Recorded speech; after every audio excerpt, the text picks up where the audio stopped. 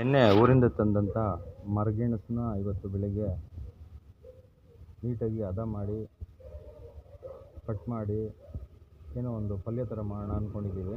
ನೋಡೋಣ ಯಾಕೆ ಬರುತ್ತೆ ಅದನ್ನು ತೋರಿಸ್ತೀನಿ ನಾನು ನಿಮಗೆ. ಈಗ ಮರಗೆಣಸನ್ನ ನೆನ್ನೆ ತೊಗೊಂಬಂದಿದ್ದನ್ನ ಕ್ಲೀನ್ ಮಾಡ್ತಾಯಿದ್ದೀವಿ. ಈಗ ಹೇಗೆ ಇದೆಲ್ಲ ಸ್ವಲ್ಪ ಕ್ಲೀನ್ ಆದಮೇಲೆ ಮತ್ತೆ ನಾವು ಅಡುಗೆಗೆ ರೆಡಿ ಮಾಡ್ಕೊತೀವಿ. ನೋಡೋಣ ಹೆಂಗೆ ಬರುತ್ತೆ ಅಂತ ನಿಮ್ಗೆ ತೋರಿಸ್ತೀನಿ.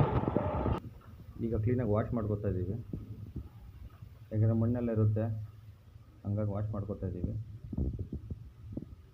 ಸ್ವಲ್ಪ ನೀರೆಲ್ಲ ಸೋರ್ಕೊಳ್ಳಿ ಅಂತೇಳಿ ಒಂದು ಗೊತ್ತಿರ್ಬೋದು, ಇದು ಸೊಪ್ಪು ಸೋಸೋ ಅಂಥದ್ದು.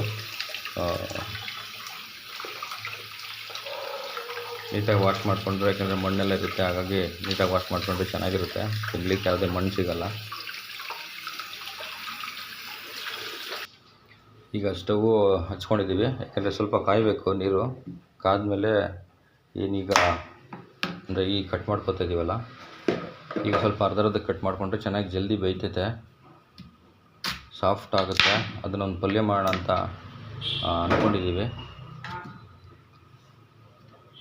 ಯಾಕೆಂದರೆ ಅರ್ಧರ್ಧ ಕಟ್ ಮಾಡಿಕೊಂಡ್ರೆ ಇಮಿಡಿಯೇಟಾಗಿ ಸ್ವಲ್ಪ ಫಾಸ್ಟಾಗಿ ಬಾಯ್ಲ್ ಆಗುತ್ತೆ, ಸಾಫ್ಟ್ ಆಗಿರುತ್ತೆ, ಆಮೇಲೆ ತಿನ್ಲಿಕ್ಕೂ. ಈಗ ಸ್ಟವ್ ಮೇಲೆ ಬಿಸಿನೀರು ಕಾಯ್ತಾ ಇದೆ, ಕುಕ್ಕರಲ್ಲಿ ಇಟ್ಟಿದ್ದೀವಿ. ಸುಮಾರು ಒಂದು 2 ವಿಸಿಲ್ ಬಂದರೆ ಸಾಕಾಗುತ್ತೆ ಅಂದ್ಕೊಂಡಿದ್ದೀನಿ. ಈ ಥರ ಅದು ಯಾವ ರೀತಿ ಬಲ್ತಿದೆ ಅದನ್ನು ನೋಡ್ಕೊಂಡು ನಾವು ಮಧ್ಯಕ್ಕೆ ಒಂದು 2 ಭಾಗ ಅಥವಾ 3 ಭಾಗ ಮಾಡಿಕೊಂಡ್ರೆ ಚೆನ್ನಾಗಿರುತ್ತೆ.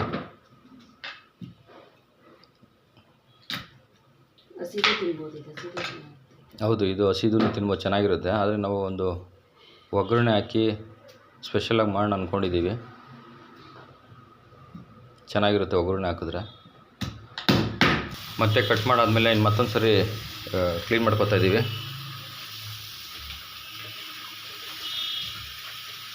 ಇಲ್ಲ ಒಂದು ಅರ್ಧರ್ಧ 2 ಭಾಗ ಮಾಡ್ಕೊಂಡಿದ್ದೀವಿ, ಯಾಕೆಂದರೆ ಸಾಫ್ಟಾಗಿ ಬರಲಿ, ಸಾಫ್ಟಾಗಿ ಬೇಯಲಿ ಅಂಥೇಳಿ. ಯಾಕೆಂದರೆ ನಾವು ಪಲ್ಯ ಮಾಡಬೇಕು ಅಂದ್ಕೊಂಡಿದ್ದೀವಿ ಒಗ್ಗರಣೆ ಹಾಕಿ, ಹಾಗಾಗಿ ಇದೆಲ್ಲ ಚೆನ್ನಾಗಿ ಮತ್ತು ಸಾಫ್ಟಾಗಿದ್ದರೆ ಪಲ್ಯ ಚೆನ್ನಾಗಿ ಮಾಡ್ಬೋದು. ಇದು ಹಸಿದು ತಿನ್ಬೋದು. ಈಗ ಒಂದೊಂದೇ ಹಾಕ್ತಾಯಿದ್ದೀವಿ, ಯಾಕೆಂದರೆ 2ನೇ ಬಾರಿ ನಾವು ಕ್ಲೀನ್ ಮಾಡ್ಕೊಂಡಿದ್ದೀವಿ. ಯಾಕೆಂದರೆ ಮಣ್ಣೇನು ಇರಬಾರ್ದು ಅಂಥೇಳಿ, ತಿನ್ಲಿಕ್ಕೆ ಚೆನ್ನಾಗಿರುತ್ತೆ. ಈಗ ಕುಕ್ಕರ್ಗೆ ಹಾಕ್ತಾಯಿದ್ದೀವಿ, ಯಾಕೆಂದರೆ ಕುಕ್ಕರಲ್ಲಿ ಆಲ್ರೆಡಿ ನೀರು ಕಾದಿದೆ. ಒಂದು 2 ವಿಸಿಲ್ ಬಂದರೆ ಸಾಕಾಗುತ್ತೆ ಅಂದ್ಕೊಂಡಿದ್ದೀನಿ. ನೋಡೋಣ, ತೆಗೆದ್ಮೇಲೆ ನಿಮಗೆ ಮತ್ತೆ ತೋರಿಸೋಂಥ ಪ್ರಯತ್ನ ಮಾಡ್ತೀನಿ. ಇದು ಏನಂದರೆ ಮರಗೆಣಸು, ಇದು ವಾಯು ಮತ್ತು ಕಾಲು ನೋವು, ಮೂಳೆಗೆ ಬಲ ಅಂತಾರೆ. ಮತ್ತು ಈ ಬಿಸಿನೀರು ಕುಡಿದ್ರೂ ಬಹಳ ಒಳ್ಳೆಯದು, ಚೆನ್ನಾಗಿರುತ್ತೆ. ಉಪ್ಪು ಹಾಕ್ಬಿಟ್ಟು ಕುಡ್ಕೊಂಡ್ರೆ ಚೆನ್ನಾಗಿರುತ್ತೆ. ಈಗ ಒಂದು ಉಪ್ಪು ಹಾಕ್ತಾಯಿದ್ದೀವಿ. ಈಗ ರುಚಿಗೆ ತಕ್ಕಷ್ಟು ಉಪ್ಪು, ಯಾಕೆಂದರೆ ಎಷ್ಟು ಬೇಕೋ ಅಷ್ಟು ಹಾಕೋಬೋದು. ಕೆಲವರಿಗೆ ಉಪ್ಪು ಜಾಸ್ತಿ ತಿಂತಾರೆ, ಕೆಲವರು ಉಪ್ಪು ಕಮ್ಮಿ ತಿಂತಾರೆ. ಹಾಗಾಗಿ ರುಚಿಗೆ ಅವ್ರಿಗೆ ಎಷ್ಟು ಬೇಕೋ ಅಷ್ಟು ಉಪ್ಪು ಹಾಕ್ಕೊಬೋದು, ಚೆನ್ನಾಗಿರುತ್ತೆ.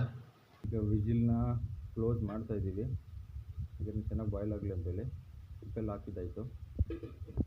ಇದು ಒಗ್ಗರಣೆ ಮಾಡಲಿಕ್ಕೆ ಮೆಣಸಿನ್ಕಾಯಿ, ಈರುಳ್ಳಿ, ಕೊತ್ತಂಬರಿ ಸೊಪ್ಪು ಎಲ್ಲ ಅರೇಂಜ್ ಮಾಡ್ಕೊತಾ ಇದ್ದೀವಿ. ಈ ಗೆಣಸು ಬಂದುಬಿಟ್ಟು ಆರ್ಗ್ಯಾನಿಕ್, ಅಂದರೆ ನಾವು ಯಾವುದೇ ರೀತಿ ರಸಗೊಬ್ಬರಗಳನ್ನ ಯೂಸ್ ಮಾಡದೆ ಬೆಳೆದಿರ್ತಕ್ಕಂಥದ್ದು.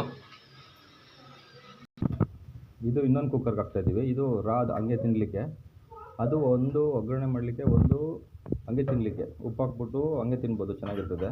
ಯಾಕೆಂದರೆ ಯಾರಿಗೆ ಯಾವುದು ಇಷ್ಟ ಆಗುತ್ತೋ ಗೊತ್ತಾಗಲ್ವಲ್ಲ, ಹಾಗಾಗಿ ಯಾವ್ದು ಚೆನ್ನಾಗಿರುತ್ತೆ ನೋಡೋಣ. ಇದಕ್ಕೂ ರುಚಿಗೆ ತಕ್ಕಷ್ಟು ಉಪ್ಪು, ಅರಿಶಿನ ಬೇಕಾದರೆ ಹಾಕ್ಕೋಬೋದು, ಆ್ಯಡ್ ಮಾಡ್ಕೋಬೋದು. ಒಂದು ಕಡೆ ಸ್ಲೈಸ್ ಮಾಡ್ಕೊಂಡಿರೋ ಈರುಳ್ಳಿ ಮತ್ತು ಕೊತ್ತಂಬರಿ ಸೊಪ್ಪು ಮತ್ತು ಹಸಿಮೆಣ್ಸಿನ್ಕಾಯಿನ ಸ್ಲೈಸ್ ಮಾಡ್ಕೊಂಡು ಇಟ್ಕೊಂಡಿದ್ದೀವಿ.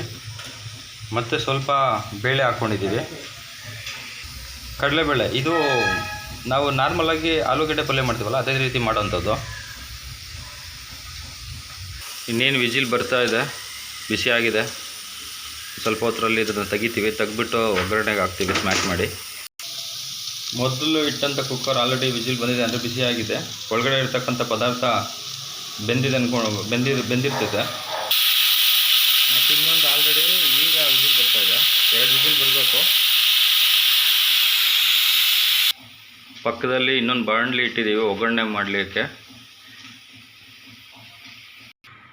ಇದು ಸಂಪೂರ್ಣವಾಗಿ ಹದವಾಗಿ ಬೆಂದಿದೆ. ಇವಾಗ ಅದನ್ನು ತಗೊಂಡು ನಾವು ಸ್ಮ್ಯಾಶ್ ಮಾಡ್ತೀವಿ. ಸ್ಮ್ಯಾಶ್ ಮಾಡಬೇಕು. ಈಗ ಇದನ್ನು ಸ್ಮ್ಯಾಶ್ ಮಾಡ್ಕೊತಾ ಇದ್ದೀವಿ. ಮಾಮೂಲಿ ನಾವು ಇದು ದೋಸೆಗೆ ಆಲೂಗಡ್ಡೆ ಪಲ್ಯ ಮಾಡ್ತೀವಲ್ಲ ಆ ಥರ ಮಾಡ್ಕೋಬೇಕಷ್ಟೇ. ಸಿಂಪಲ್ ರೆಸಿಪಿ ಇದು. ಇದು ಗೆಣಸು ಬೇಯಿಸಿರ್ತಕ್ಕಂಥ ಉಳಿಕೆ ಆಗಿರ್ತಕ್ಕಂಥ ನೀರು. ಇದು ಕುಡಿದ್ರೂ ಬಹಳ ಆರೋಗ್ಯಕ್ಕೆ ಒಳ್ಳೆಯದು. ಸ್ವಲ್ಪ ಎಣ್ಣೆ, ಬಾಣಲಿ ಬಿಸಿಯಾಗಿದೆ, ಎಣ್ಣೆ ಹಾಕ್ಕೊಂಡಿದ್ದೀವಿ. 1 ಸ್ಪೂನಷ್ಟು ಸಾಸಿವೆ ಹಾಕ್ಕೊಂಡಿದ್ದೀವಿ. ಈಗ ಚಟಪಟ ಅಂತ ಇದೆ. ಈಗ ಮತ್ತೊಂದು ಕಡಲೆಬೇಳೆ ಆ್ಯಡ್ ಮಾಡ್ಕೊತಾ ಇದ್ದೀವಿ. ಕಡಲೆಬೇಳೆ ಇದು ಕಡಲೆಬೇಳೆ ಸ್ವಲ್ಪ ಬ್ರೌನ್ ಆಗಬೇಕು. ಮತ್ತು ಅದ್ರ ಜೊತೆ ಈಗ ಈರುಳ್ಳಿ, ಕರಿಬೇವಿನ ಸೊಪ್ಪು ಮತ್ತು ಆಗಲೇ ರೆಡಿ ಹಚ್ಕೊಂಡಿರ್ತಕ್ಕಂಥ ಮೆಣಸಿನ್ಕಾಯಿ ಸಹ ಹಾಕ್ತಾಯಿದ್ದೀವಿ. ಮೊದಲು ನಾವು ಈರುಳ್ಳಿ ಹಾಕಿದ್ದೀವಿ. ಇದು ಸ್ವಲ್ಪ ಬ್ರೌನ್ ಆಗಬೇಕು ಕಡಲೆಬೇಳೆ ಜೊತೆ. ಚೆನ್ನಾಗಿ ಮಿಕ್ಸ್ ಆಗಿ ಬ್ರೌನ್ ಆದರೆ ಭಾಳ ರುಚಿ ಬರ್ಬೋದು. ಈ ಹಸಿ ಘಾಟೆಲ್ಲ ಹೋಗುತ್ತೆ. ಏನು ಈರುಳ್ಳಿ ಹಸಿ ಆಗಿರುತ್ತಲ್ಲ ಅದೆಲ್ಲ ಹೋಗೋ ಥರ ಒಂದು ಫ್ರೈ ಮಾಡ್ಕೋಬೇಕು.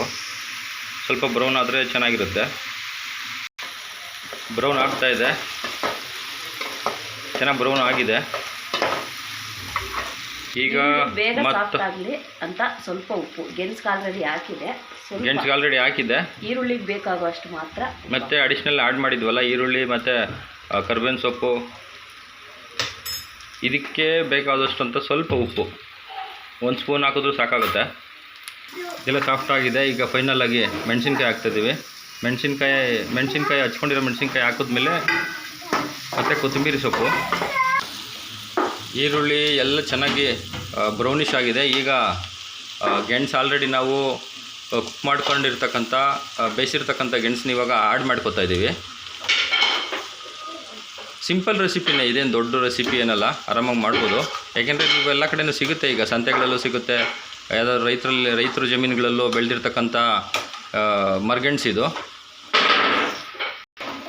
ಸ್ಮ್ಯಾಶ್ ಮಾಡ್ಕೊಂಡಿರ್ತಕ್ಕಂಥ ಮರಗೆಣಸನ್ನ ಇವಾಗ ಆ್ಯಡ್ ಮಾಡ್ತಾಯಿದ್ದೀವಿ. ನೋಡಿ, ಎಲ್ಲ ಮಿಕ್ಸ್ ಮಾಡ್ತಾಯಿದ್ದೀವಿ. ಎಲ್ಲ ನೀಟಾಗಿ ಮಿಕ್ಸ್ ಮಾಡಿದ್ರೆ ಖಾರವಾಗಿ ಉಪ್ಪುಪ್ಪಾಗಿ ಚೆನ್ನಾಗಿರುತ್ತೆ.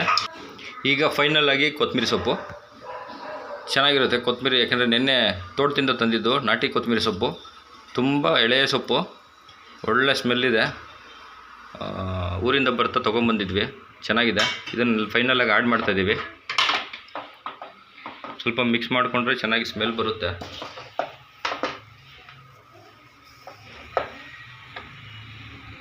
ಫೈನಲಾಗಿ ರೆಡಿ ಆಗಿದೆ.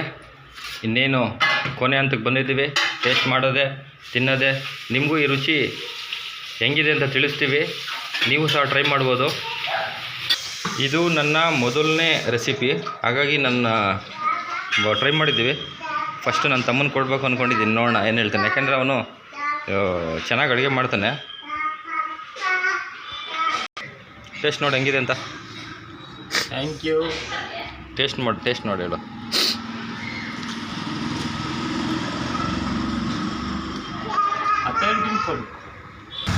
ಫೈನಲಾಗಿ ನನ್ನ ತಮ್ಮ ಚೆನ್ನಾಗಿದೆ ಅಂತ ಹೇಳಿದ್ದಾನೆ.